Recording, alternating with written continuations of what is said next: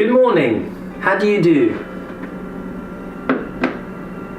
I suppose you're here for some camera and lens reviews, so carry on.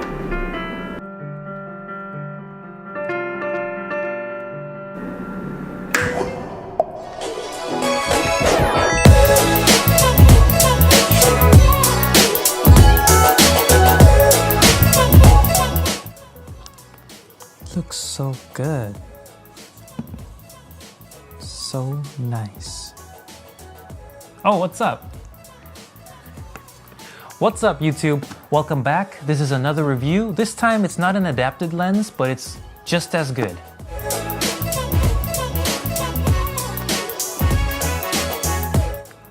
So usually I've been bringing out some adapted lenses for you guys. I've been using the MC11 and the Metabones 5 to adapt Canon glass or Canon mounted glass. And today I wanted to test out the Rokinon 35mm 1.4 with autofocus. I'm a big fan of Rokinon. When I was starting off with photography, you're on a budget, and most of the lenses that were accessible to me were Rokinon's lenses because they were excellent primes, very sharp. The downfall though was that they were manual focus. But as you already know, with Sony we get focus peaking, and you can see it in colors when you're in tack sharp focus. However, you can't beat autofocus. So Rokinon did not want to be left behind, and as you can see, they already have the 35, the 50, and the 14, and they're probably gonna bring out another one soon, who knows. But these are excellent optics. Their autofocus is excellent. It's obviously not gonna be as fast as a GM lens, but it's really good, and I'm sure you can see other reviews where they compare it with the Zeiss, and they're very comparable. You wouldn't really be able to tell the difference that easily, and unless you're a Zeiss expert.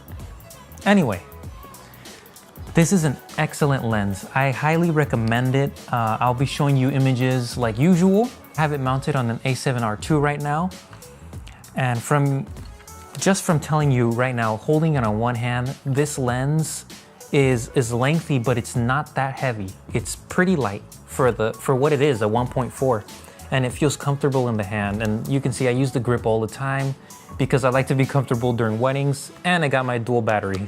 So I'm gonna show you some of the image samples I got. They're from Balboa Park and around the place that I just walk around and test this lens out.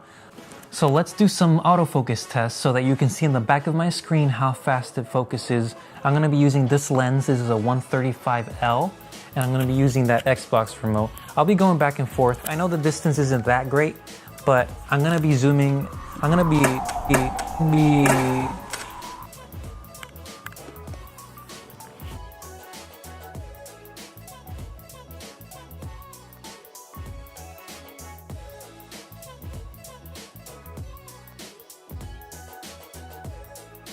So as you can see, it's out of focus, and I'll have it on that lens.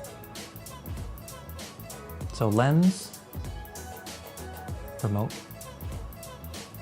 lens, remote. It's near instant, as you can tell. And it's a native lens, so you would expect that.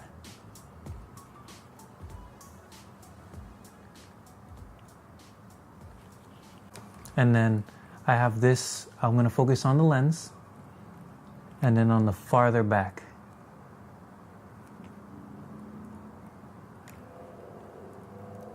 So you'll notice it's not blazing fast, but it's not terrible. I would use this at a wedding. I would use this for portraiture, and I actually did some portraits outside, and I had no issues. The 1.4 really made the subject stand out regardless of how wide 35mm is. It's not super wide, but usually you wouldn't expect that much shallow depth of field, so it's pretty nice.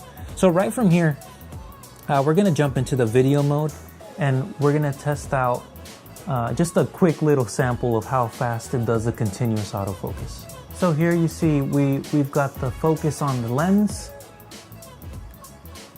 The transition is very smooth, very cinematic, like I like it. Back on the lens, back to the background.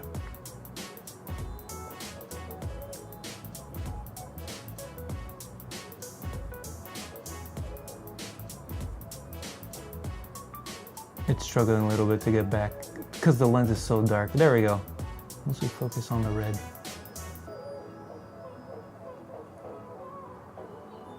So you see, it's not lightning fast, like I said. But it gives, if that's the style you're going for, you don't want the focus to switch too quickly when you're doing video because it kind of kills the mood. It's not that cinematic.